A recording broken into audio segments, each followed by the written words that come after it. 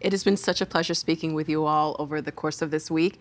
In our final half hour, I wanted to talk about some of the architecture that inspires you and what makes for great architecture. But Eladia, you shared with me before we were taping, I don't want to put you on the spot, but you said that you actually wanted to get into architecture because you hate buildings?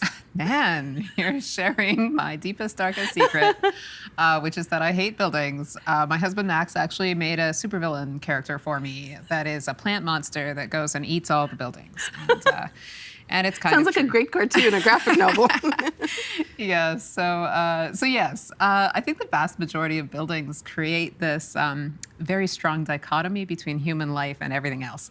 And they really reinforce the hegemony of like human agency at the expense of the agency of literally everything else on the planet.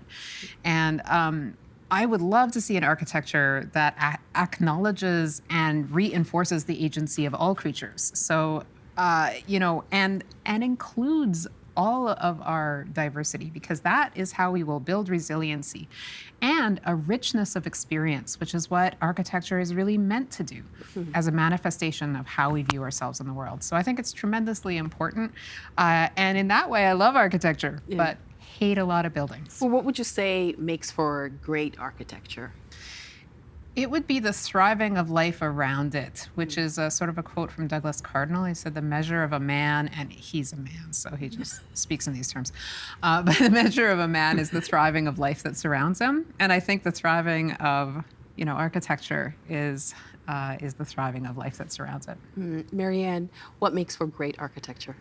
I think a connection to the earth and and to the context that it actually enriches the space, the place in which it comes. So it looks at legacy, it looks at heritage, and actually acknowledges in our time how you create cities. And I am more oriented toward an urban great architecture. So I think it's a thoughtful progression of steps that takes you to a building that actually is legible, speaks to you, has beautiful, handsome materials, and it has a real durability over time. So it's a process, right? It's a thoughtful process. What about you, Don? I mean, I think that one of the buildings that really inspired me to become an architect was Massey College at the University of Toronto. I went to high school not far away, and that building, I knew nothing about architecture, but that building was remarkable to me because I would see it on the kind of daily routine back and forth to school, and it exemplified the sense of community. It is built around a landscape, a kind of beautiful landscape, and that is that has water and a kind of mature quadrangle. It's kind of grounded in traditions of academic space. At the same time, it has a kind of lightness and delicacy of, it's built around, food and debates.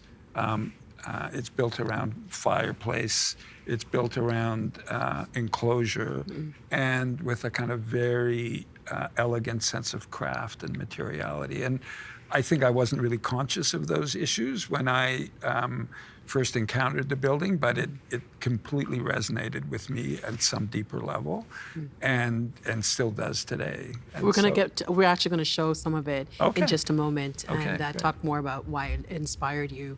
But Carol, what makes for great architecture?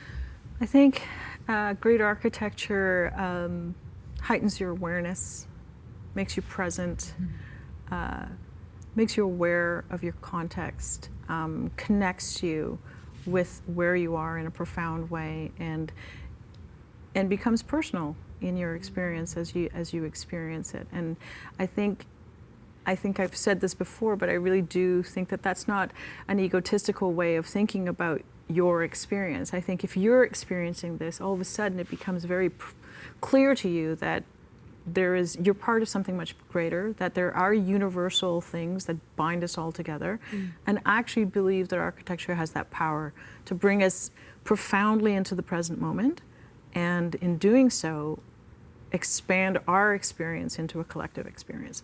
And so that could be the way one moves through it, the way one captures light, the way one feels your body in space, or understands that a scale of a space is one that's conducive to a conversation or to an event. And I think architecture has the ability to frame those experiences and make you aware of those possibilities and how to behave and how to experience the planet. I want to get from all of you some architects that people should know, but I also wanted to talk a little bit about, when I was growing up, in my world, it was just, I didn't know anybody that was an architect. Do you think that reverence for being an architect has changed, Don? I think there's I think the process of making and designing and engaging in an architectural practice is mysterious to many. I'm speaking more broadly. I mean, I think it's I think the analogy that to film, it involves many people. It involves expertise in so many areas. It involves so many collaborators. Who lights the scene, who films the scene, who writes the script, who are the kind of the kind of community that you work with and work together with. And I think there's a kind of I think an obligation to kind of reveal and be transparent about the kind of process as much as possible, because to be successful, it needs to be grounded in listening, in community, in understanding the kind of objectives of the community for which every project, every building has a community that lives in it, whether it's a work community, an academic community, a research community, a healthcare community, and really understanding the kind of needs of community to kind of, and be able to kind of deliver an environment that supports them and enables them and facilitates what they do. What about you, I think Mary? there's also been a myth of the architect too, and I think we, as women in the profession, have spent a good part of our early careers dominated by male, single sole proprietor male architects, and I think that's created a kind of myth and a removal. And I think what we all are trying to do is actually break down that barrier and actually explain that architecture is not the genius of one individual, it's the genius of collaboration. It's coming together with a whole office. And there's leadership involved, obviously, because you have to move projects along. But I think architecture should be much more approachable, and that people studying architecture can do lots of things. They go into city planning. They should sit on boards of corporations and have a better sensitivity. But I think it has been, the Frank Lloyd Wright, the guy with the cape and the hat and the myth, has been something that we've suffered under and has to change. You said suffered. What do you mean by that? Well, I think we've suffered. I think I would say yes. These women are not nodding their heads as well, because it hasn't supported women in their careers, and it is happening now that women have gained confidence in the profession and are speaking out and saying, I have to go at 5, or whatever it is, or I need accommodation, and everybody needs accommodation. I think we found that through COVID, everyone needs accommodation. So there's a real breakdown of what the construct of architecture is. So it being intimidating to you, I totally understand. It probably was intimidating to me, and I fell into the thrall of that, but it's, 35 years later in practice, it should change, and I think it is and has changed. I agree. I also think that part of the myth is that it is simply about gaining expertise and then expounding that expertise back down, when really one of the really fabulous things about architecture is that it is a process of continuous learning and of evolving values, and I think we're always learning, and some of that learning comes from community, some of that learning comes from the youth in your office, and so this idea that you have to be in continuous conversation, it's the same way that I learn from my children, is that you're continuously evolving and continuously learning, and I think that is once you understand it that way, it's not intimidating at all. It's a process. It's not about authorship. It's about that process of reflecting, and that agency and responsibility that we have to serve communities. That really means that we have to continuously grow, continuously evolve our thinking, and work in a collective way. It's not about singular authorship. It never has been. Eladia? Again, thinking about your question, if you Google, go ahead and do it right now, everybody. If you Google architect, you will come up with one of the first images will be a lone white male staring at his soul drawing board. Edifice. His edifice. No, well, sometimes drawing it's usually the drafting board, actually, with the antiquated tools and so forth. Kind of like the madman image. Yeah, like all by his lonesome, nobody helping him. That's never been architecture. Like even when it was, even when it has been and continues to be, really led by affluent white males from a certain socioeconomic strata. Nonetheless, in this day, we've got 3 out of 4 are women here, and we're a diverse crew. And at my office, we've got all women. We're 15 people right now, over half of which are Indigenous, and we've got a variety of other diverse backgrounds. We've got a summer student whose family is from Afghanistan. We've got, one of our key, design leads is Finnish Italian. We've got a whole diversity in the office, and I'm sorry if I haven't mentioned everybody. But we're gaining more and more Indigenous nations into our office too. And I come from a background where I did not have familial connections to necessarily like the movers and shakers of the world. And I am not married actually to an architect husband to help me get along. No offense.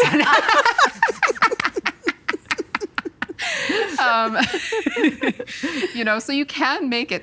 All these things help. I will add, being white, male, and affluent does help an awful lot to become an architect. And having familial connections to the movers and shakers super helps. Having an architect husband helps. I'm not gonna be dishonest about any of that. But you can make it in this profession, even without all those things. I want young people to know that this profession has huge impact on the quality of people's lives. It is a place where you can learn a whole diverse series of things. You'll never have the same day twice. You can work with a whole cadre of super intelligent people from the construction industry, from the engineering industries, from the design professions, and you can be creative. You can learn from your clients. Our clients have a wealth of expertise from multiple different backgrounds. And every time I work with a new client, I learn something absolutely fantastic, amazing, and inspiring. And so I'm never bored. And please consider it. Please come into the field of architecture because we need diversity. This profession will thrive if we have diverse and we need more voices. architects in society, just as the legal profession has spawned in every element of society. And I think we need architects who are problem solvers, who think about the earth in different ways. So take architecture, get a degree in architecture, and then work anywhere. In any field you your like. skills will be very well used and very well acknowledged. It's a thought process. It's a methodology about problem solving and integrative thinking, taking opposite notions of completely opposite notions and finding ways to hybridize them, bring them into a coherent solution. And I don't think that's not should be taught in high school, should be taught in grammar school, but it is taught in architecture schools, and it's a wonderful benefit. And it keeps you curious all your life as well. Well, I wanted to talk to you all about what inspires you. Eladia, I wanted to start with you. Is there a piece of architecture that inspires you? So I'm going to talk about an architectural typology as opposed to a particular piece of architecture. So I'm going to talk about the wigwam. So this is how Anishinaabe Anishinaabe Nation built in the Great Lakes region for millennia and continues to use this architectural typology today for a number of purposes.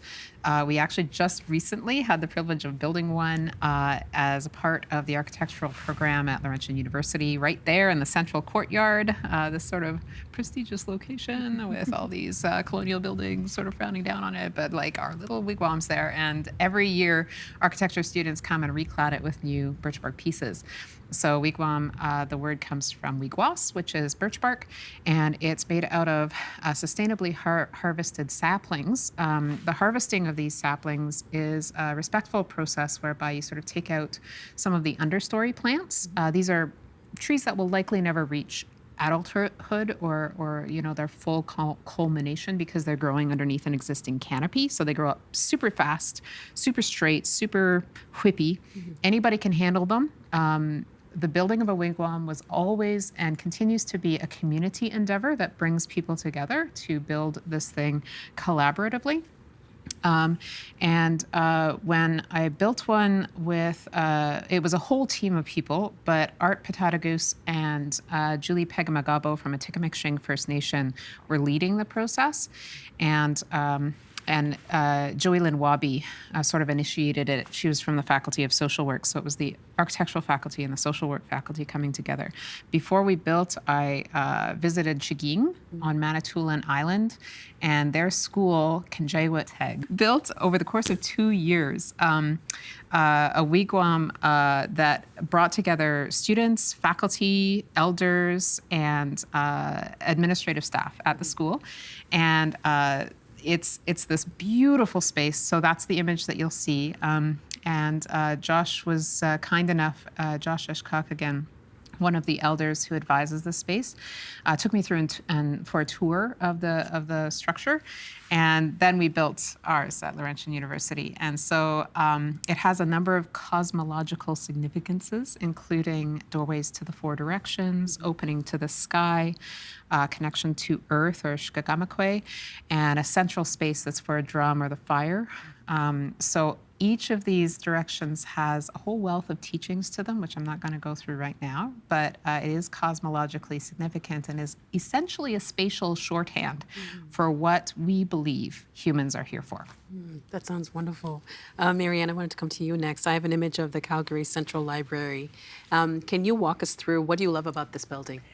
Well, I think I'd start with the typology, because I think doing a library, building a public library in a city, for a community, is actually one of the highest callings. I think as other project types have fallen away, the library is something that welcomes community, that really is for people. And I think the building that Snowhetta did in a very difficult site, on a very difficult site, and resolving many of the transportation, the fluidity of the city. They put a building sort of shaped like almost like a football with pointed ends, and lifted it up over the transportation, over the rail corridor that went right through and under. And I think it's wonderful the way you access it you kind of rise up and access, because you had to rise up into this building. And you come inside it, and there is a great stair. So that idea that... We do have a picture of the inside. Yeah. Because it just feels so complex as an architect. What do you notice in this space? That's a very complicated image of it. So, because when you step inside it, there is a stair at the center. And so we've talked a little bit over these few days about choreography, about movement, about seeing people, about building community. And I think they took all of that activity and really put it at the heart of the building. And rather than it being dark, they'd let the light into that space. And that's where they also put the money. I think every architect says, where do I put the money? I'm not going to put it into the fire stairs probably, but I'm going to put it into the heart of the building. And then they turn out to the reading rooms, which are much more modest. So the palette of materials is very strong at the center. And then on the outboard side, there are white reading rooms. It's very almost a little, no criticism, but a little bit white around the perimeter, and bookshelves. And the way they also wove through it, there's a ramp that takes you up into the lower levels that actually engages children. So children, when you talk about places that they can play and actually let loose, and you can let your child get loose there and have books and play. So I think it addresses a very broad community. And I would say that that firm has done libraries that are quite wonderful. So you see repeated elements, but I think just the way they kind of caught the need of a city like Calgary to have a building that was really a very special building is pretty dramatic and wonderful and transformational for that city, and a huge amount of pride. And what comes with a building like that is a huge amount of pride to the community. And so they will do more buildings that welcome in that way. So I think it's, there are very few buildings that I really like, but I really like that. It's an incredible building. Dawn, you mentioned Massey buildings College too. earlier. In our provincial capital, the University of Toronto, the architect was Ron Tom. It's very, can you walk us through what does this inspire you?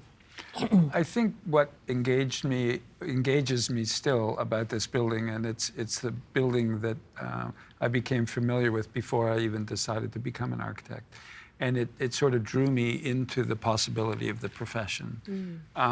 I think the fact that it's an inspired work by a very inspired and talented Canadian architect was noteworthy. It really is built with craft and care. I mean, it was, Peter Fleming who did the calligraphy.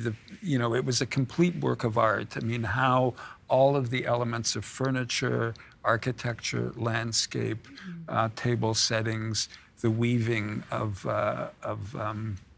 upholstery, the choice of glass that manipulates daylight coming into the various spaces. That whole sense of a kind of comprehensive way of thinking about that environment for an academic community was really inspirational. In a sense, our culture has moved on beyond these sort of academic communities. This is a building of 60 years of age, but it's really it's as engaging now as it was. I have another picture, and this is the interior of the dining hall. I think even to someone who's an architect, the way the shapes and the light works together is really beautiful. What's your take on this space? Well, it's a place. It's the sort of classic refectory of a Oxbridge kind of college.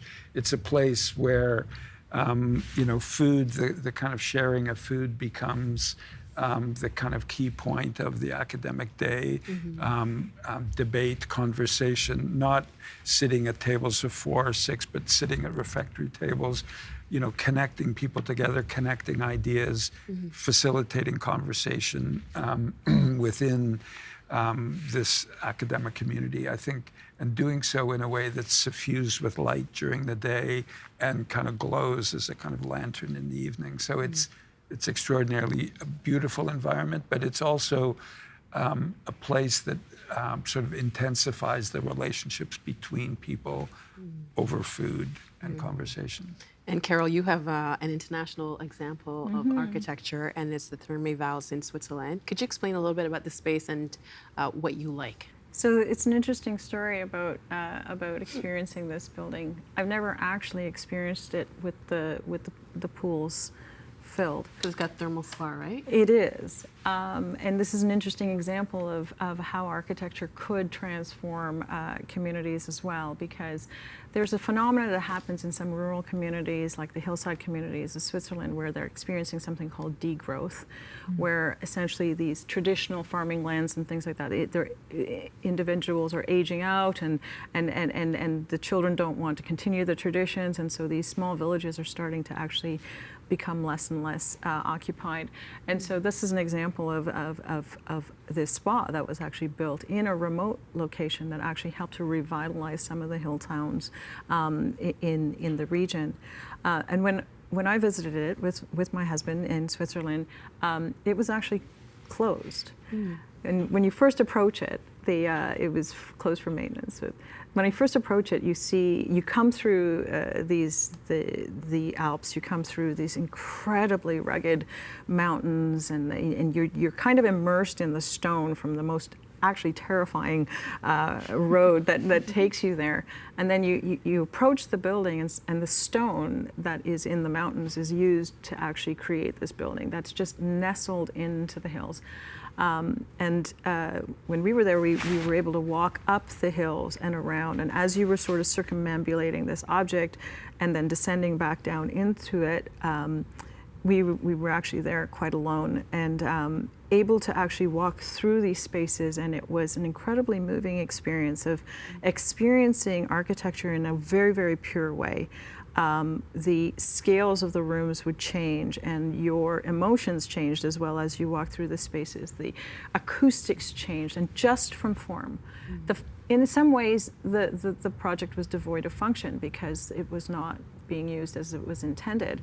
But the ability to actually walk through this choreography of spaces that framed the landscape and framed our bodily experiences, and just the sheer power of natural light, material in such an essential way, was a really profound and personal experience, and actually just a really lovely way to experience a very, very well-respected and incredibly beautifully composed building that I think a lot of architects actually quite love as well. We've got about 2 minutes left, and you've spent the whole week with us. We've had an opportunity to learn from all of you, and I just wanted to give all of you maybe 30 seconds to just give us your final thoughts on your discipline, on being an architect. Marianne, I'll put you on the spot and start with you first. You've got 30 seconds. Well, I think it's one of your questions before was what inspires you, and I think it's an inspiring profession to be part of because it's constantly changing, and I think the challenge is, has been keeping pace with that change. And that change has actually brought us together as a society. I think when we talk about women in architecture, we also have to talk about the diversity and intergenerational aspects of being and practicing architecture, and addressing coming pure of heart to every challenge that's put in front of you, and trying to think about how, again, it's how you draw out of every project the very best that contributes. I went to college in a very disrupted time, and all those disruptions still exist. I won't go into big detail, but those, and I think architecture actually gives you the opportunity to address environmental issues, civil liberties, women's issues, mental health. So I think this is where we are very lucky to be architects, and it is a responsibility that I take very seriously. And what about you, Eladia? You've got 30 seconds.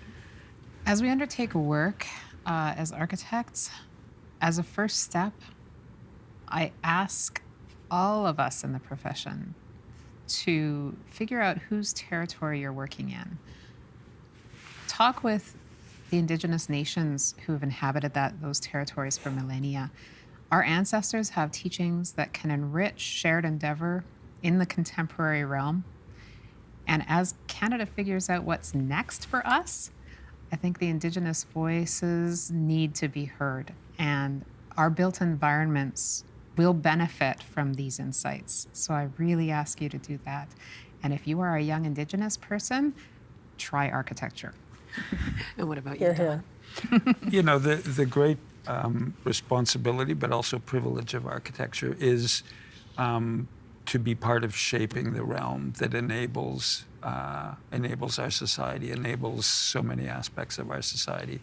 And that opportunity to make buildings which heal, which generate positive environmental response, that create better communities for raising children, that create more equitable, accessible, and inclusive communities. All of those, the opportunity to kind of be in the middle of that, of the possibility and the responsibility of shaping environments is a profoundly important but profoundly gratifying role to kind of play. It's an extraordinary profession to be in because it's a kind of window into so many, a deep dive into so many worlds I wouldn't otherwise have known about the world of research scientists and ballet dancers. And so all of that combination is is fantastic. What about you, Carol? Well, I think I echo some of the sentiments that have been said already, and it's a very purposeful time to be an architect. I think there's some big problems in the world that need creative problem solving, inspired creative problem solving, and at its very essence, architecture has the potential to connect us to each other and to connect us to the planet. And we have an opportunity through architecture to be generous and to be regenerative. And I think that it's really purposeful work that could really change communities and reflect communities for the better. And I think, as you mentioned, Dawn, it comes with responsibility, and it comes with potential, and it comes with the social gravitas of being able to pull communities together and actually help to contribute. So it's an exciting time, and I feel like I'm learning every day, all the time, and it really is a wonderful place to be. Yeah.